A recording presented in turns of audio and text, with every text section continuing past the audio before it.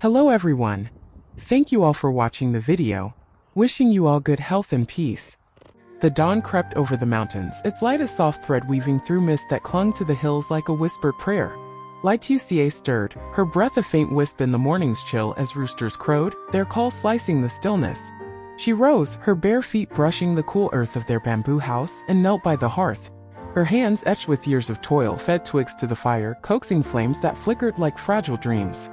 A pot of rice porridge simmered, its earthy scent a quiet vow for her daughter, Han, who darted outside, her small form chasing a duckling across the yard, her giggles piercing the dawn's hush. Asin, her husband, trudged up the path, the motorbike's hum fading, his arms laden with the last load of firewood from the grove. The day unfolded, bright with routine, yet Lytuca's heart held a delicate tremor, as if sensing a shadow yet to form. Their home perched on a slope, its bamboo walls weathered by rain and time, a frail refuge woven into the mountain's embrace. Each morning, Lytuca swept the yard, gathered eggs, or walked the market trail, her steps sure on paths worn deep by years.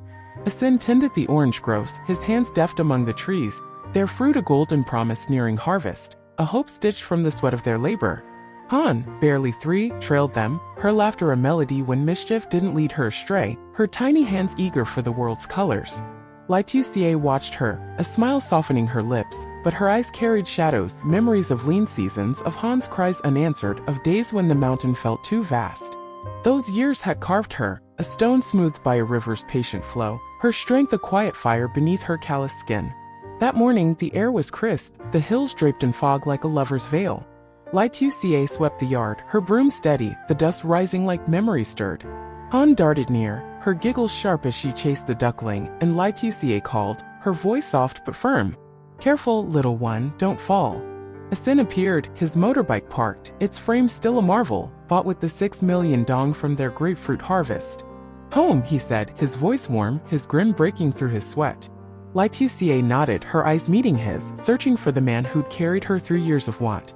"Last load?" she asked, her hands pausing, her heart easing at his presence. "All done," he said, setting the wood down. "This bike saves us, Tuca." She smiled, her throat tight. "Lucky we had enough." He laughed, his hand brushing Han's hair. "Oranges next. They're ripening fast." Lytuca turned, her thoughts drifting. She thought of their struggles, years of hauling baskets on foot, of market trails slick with rain, of nights when Han's cries were her only companion. She thought of the motorbike, a dream made real, its hum a song that tamed the mountain's steep paths. She thought of the oranges, their next hope, their golden flesh a promise of 10 million dong, a sum that felt both vast and fleeting. Her heart wavered, torn between joy and caution. She'd carried this life through hunger and cold, her hands steady, but now with a sin's steady presence and the bike's freedom, she felt both anchored and adrift, as if learning again how to trust the days ahead. The mountain was home, its streams, its trails, its stubborn earth. But it held secrets, 2 shadows that lingered in the fog, waiting to speak. The sun climbed, its warmth piercing the fog. Lytuca fed the ducks, Han at her side, her small hands tossing grain, her chatter a spark that lit the yard. Asin washed the bike, his hands gentle, the water glinting under the light. "Need more dish soap?" he called, his voice light. Lytuca nodded, her hands checking the bean sprouts, their green tips breaking through the cloth, a small triumph that warmed her chest. "They're even," she said, her voice soft, her fingers tracing the delicate shoots. "Good for stir-fry or the market." Asin grinned, his eyes crinkling. "First try and you've got it, Tuca. We'll sell them yet." They worked, their hands moving as one, the yard a canvas of their shared hope. Lytuca swept, Asin hauled, and Han played, her laughter a thread weaving through the morning's hush. Lytuca paused, her broom still, her heart catching at the sight. Her family, whole and laughing, under a sky that felt kinder today. She saw it, the weight of years in Asin's shoulders, the nights of worry in his eyes, but she saw too his resolve, a fire rekindled by home. Her own heart wavered, torn between the joy of this moment and the fear that it might slip, like dust through her fingers. She thought of the oranges ripening under the sun, and of the market, where their labor would turn to coins, a fragile bridge to a life less bound by want. Then a shadow crossed the path. Milan, Asin's mother, her steps slow, her shawl tight against the chill. Lytuca froze, her broom still, her heart leaping. Milana's visits were rare, her presence a quiet weight, her eyes carrying memories of a sin's past, of lytuca's endurance through seasons of solitude. "Grandma!" Han called, her giggle a spark, and Milan knelt, her arms open, her smile softening the morning's edge. Lytuca approached, her voice soft. "You're here," she said, her eyes searching, a question unspoken. "Why now? What brought her?" "Thought I'd see Han," Milan said, her voice warm but guarded, her hands brushing Han's hair. "And you working so hard." Lytuca nodded, her throat tight. "Stay, help with her. We've oranges to harvest." Milana's eyes flickered, a shadow passing, but she nodded, her silence a thread in their patchwork life. Lytuca turned, her thoughts swirling. She thought of Milana's last visit, months ago, when words were few and glances heavy. A mother's love tempered by years of unspoken grief. She thought of a sin, his past a wound Milan had borne in silence, and of herself, holding their world together through hunger and cold. Milana's arrival stirred something deep. A hope that family could mend what time had frayed, and a fear that her presence carried truths yet to be spoken. Lytuca's heart wavered, torn between the warmth of this moment and the weight of questions unasked. She glanced at Han, her daughter's laughter a light that both warmed and unsettled her, and at Milan, her silence a riddle wrapped in the mountain's mist. The day waned, the sun climbing higher, casting long shadows over the hills. Lytuca and Asin walked to the grove, their steps light, the orange trees heavy with fruit. The buyer's man arrived, his voice calm, his hands deft as he cut the branches. "Sweet but some bite," Asin said, tasting a wedge, his grin boyish. Lytuca gathered, her basket heavy, her thoughts turning inward. She thought of the 10 million dong, a sum that felt both vast and fleeting, and of Milan, her presence a riddle unsolved. Was it Han she came for, or something deeper, a need to bridge the years of distance? Her heart wavered, torn between the warmth of family and the fear of truths unspoken. They worked, their hands moving as one, the grove a canvas of their shared hope. Asin cut, Lytuca carried, and the buyer's man counted, his coins heavy in a pouch. 10 million, he said, his pen steady.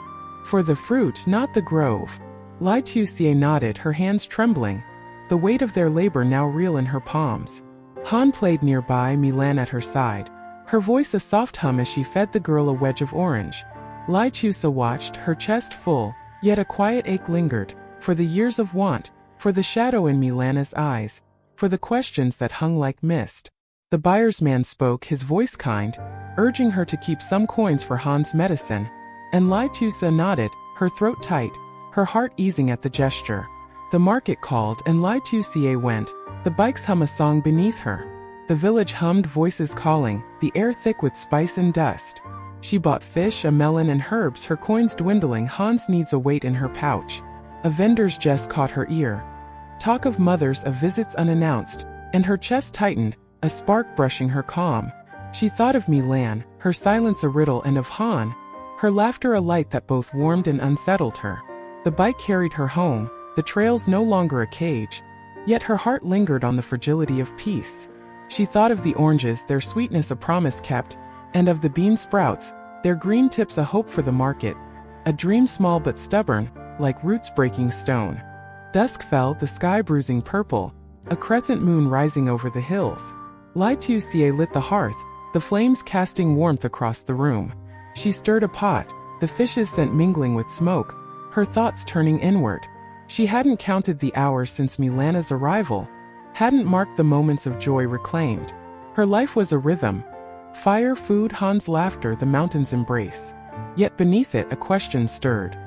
What brought Milan, and could their joy hold against the shadows she carried? She fed Han, her small hands eager, her chatter a balm, but Lytuca's eyes drifted to Milan, her silence a weight in the room. She thought of the 10 million dong, a sum that could buy medicine, food, perhaps a new start, and of the bike, its hum a song of freedom, yet her heart lingered on the fragility of dreams. They ate, rice and fish warmed by the hearth, Han nestled between them. Asin spoke, his voice low, of the grove's promise. More fruit to sell, a home to build, a future stitched from small gains. "We'll make it work," he said, his eyes meeting hers, a vow unspoken. Lytuca nodded, her throat tight, her fingers tracing the bowl's rim. She thought of their past, a wound now scabbed but tender, and of Milan, her presence a light that both warmed and unsettled her. She thought of Han, her daughter's life a thread they all held, and of herself, balancing love with the fear of truths unvoiced. The fish's flavor lingered on her tongue, a reminder of what they'd earned, and what they still might lose. Milan sat quietly, her hands folded, her eyes tracing Han's movements, a smile softening her lips. Lytuca watched, her chest full, yet a quiet ache persisted, for the years that had tested them, for the shadow in Milana's gaze, for the questions that hung like smoke. She thought of the bean sprouts, their green tips a promise of the market, and of the oranges, their sweetness a hope fulfilled. She thought of the bike parked outside, its frame a testament to their labor, and of their dreams small but fierce like embers under ash. Milana's silence was a riddle, her presence a bridge to a past Lytuca both cherished and feared, and her heart wavered, torn between the warmth of this moment and the weight of what might come. The evening deepened, the fire's glow casting shadows across the room. Lytuca cleared the bowls, her hands steady, the clink of clay a rhythm in the quiet. Asin played with Han, his laughter low, her giggles a spark that lit the night. Milan rose, her steps slow, her shawl tight against the chill, and stepped outside, her silhouette faint against the moon's glow. Lytuca followed, her breath catching, her heart racing. "Stay the night," she said, her voice soft, her eyes searching. Milan turned, her gaze heavy, a smile flickering. "Tomorrow," she said, her voice a whisper, her silence a weight that lingered. Lytuca nodded, her throat tight, her heart easing at the promise, yet a question stirred. What did she seek and what truths did she carry? Night deepened, the moon's glow spilling through the door, touching the bamboo walls, the quilt where Han slept, the mat where Asin rested, his breath steady but heavy. Lytuca stepped outside, the air cool, the stars sharp against the dark. The mountain loomed, its silence vast, the valley hidden beyond its folds. She gazed down the path Milan had walked, the bike's tracks faint in the dust, her heart a fragile bridge between joy and uncertainty. The bike stood parked, a dream made real, yet Milana's arrival had stirred echoes, doubts that whispered in the quiet, fears that Han's laughter might not drown them. She thought of the grove, its fruit a seed of their future, and of their dreams small but stubborn like roots breaking stone. She lingered, the scent of earth and oranges wrapping her, the stream's murmur faint in the distance. The stars held no answers, only light, and Lytuca let the stillness hold her, a breath before dawn's demands. Tomorrow she'd rise, gather eggs, ride the bike to market, her steps sure despite the weight. Han would laugh, the groves would yield, and life would unfold, patient as the hills. Milan would stay, her presence a thread in their patchwork life, her silence a riddle yet to be solved. But in her soul a question lingered, delicate as moonlight. What did Milan seek, and would their home hold against the shadows she brought? Somewhere in the valley's hush, their future waited, and here on the mountain, her family breathed, a fragile circle of love and hope, its edges softened by a sky too vast to promise forever.